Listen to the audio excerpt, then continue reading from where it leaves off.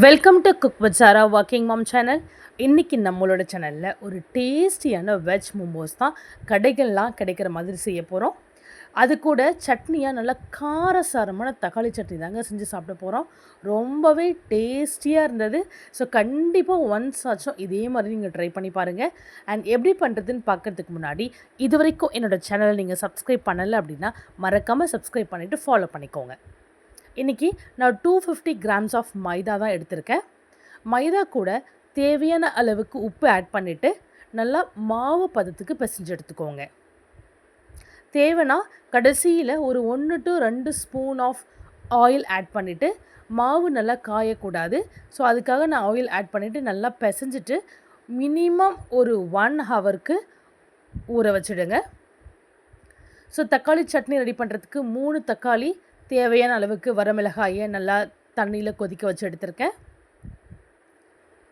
பேரலாக நம்ம stuffing ready பண்ணிடலாம். இப்போ கடாயில் ஒரு 2 ஸ்பூன் மட்டும் ஆயில் விட்டு ஒரு பெரிய சைஸ் வெங்காயத்தை நல்லா குட்டி குட்டியாக கட் பண்ணி எடுத்து வச்சுருக்கேன். வெங்காயம் வந்து நல்லா வதங்கி வந்த உடனே தேவையான அளவுக்கு கருவேப்பிலை ஆட் பண்ணிக்கோங்க. இன்றைக்கி நான் வெஜ் மோமோஸ் தான் பண்ண போகிறேன். வெஜ் மோமோஸ்க்கு உங்களுக்கு என்னென்ன வெஜ்ஜெல்லாம் வேணுமோ எல்லா வெஜ்ஜஸுமே ஆட் பண்ணிக்கலாம்.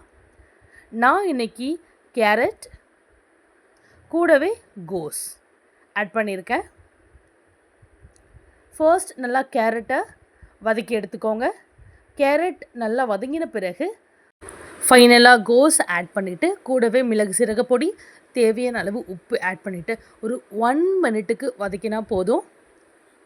காய் வந்து நல்லா வெந்து வரணுன்ட்டு அவசியமே இல்லை. எனிவே நம்ம இதை ஸ்டீம் பண்ண தான் போகிறோம்.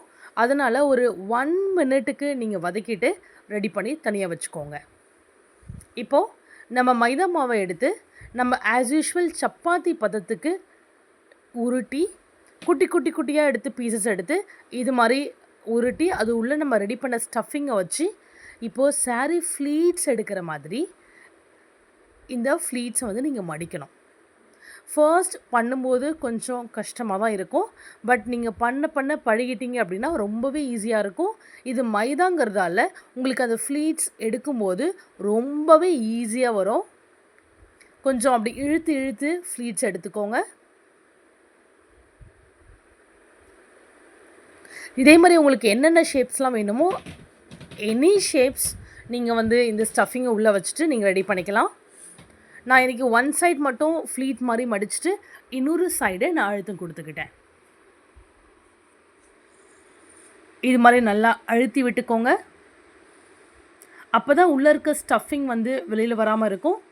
அதே மாதிரி நீங்கள் ஸ்டஃபிங் நிறையா வச்சிங்க அப்படின்னா உங்களோட மோமோஸோட டேஸ்ட் ரொம்பவே சூப்பராக வரும். பாருங்கள், அழகான ஷேப்ஸில் உங்களுக்கு கடைகளில் கிடைக்கிற மாதிரியே உங்களுக்கு மோமோஸ் ரெடி பண்ணிகிட்ருக்கோம். ஸோ ஒன்று கூட செஞ்சு காட்டுறேன். நம்ம ஆஸ் யூஷுவல் நம்ம சாரீ ஃப்ளீட்ஸ் எடுக்கிற மாதிரி ஒன்று ஒன்றா மடித்து நல்லா அழுத்தம் கொடுத்துக்கோங்க. அப்போ தான் ஸ்டஃபிங் வந்து வெளியில் வராது.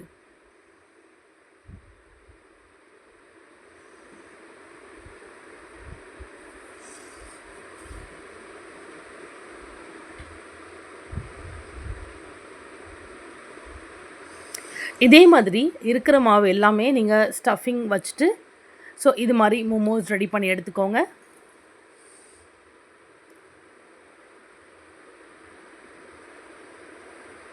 ஸோ நான் எல்லாமே ரெடி பண்ணி வச்சுட்டேன்.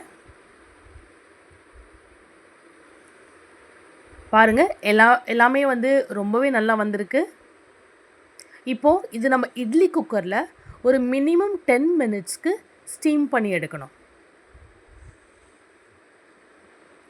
இட்லி குக்கரை வச்சு தண்ணி ஆட் பண்ணிவிட்டு நம்ம ரெடி பண்ணி வச்சுருந்த மோமோஸ் எல்லாத்தையும் ஒன்று ஒன்றா ஆட் பண்ணிவிட்டு மூடி போட்டு ஒரு 10 மினிட்ஸ்க்கு டெஃபினட்டாக நீங்கள் ஸ்டீம் பண்ணணும். அப்போ தான் மோமோஸ் வந்து நல்லா வெந்து வரும். ஸோ பேரலாக நான் தக்காளி சட்னிக்கு வேக வச்சுருந்த தக்காளி, வரமிளகாய், கொஞ்சமாக உப்பு, பூண்டு ஆட் பண்ணிவிட்டு நல்லா மைய அரைச்சிக்கோங்க. மோமோஸ்க்கு தக்காளி சட்னி ரெடி ஆகிடுச்சு. பாருங்கள், சூப்பராக நம்ம மோமோஸ் ரெடி ஆகிட்டுருக்கு. இதே மாதிரி நீங்களும் வீட்டில் ட்ரை பண்ணி பார்த்துட்டு எப்படி இருக்குன்னு எனக்கு மறக்காமல் கமெண்ட் பண்ணி சொல்லுங்கள். இந்த வீடியோ உங்களுக்கு பிடிச்சிருந்ததுன்னா like, share and comment. Thanks for வாட்சிங்.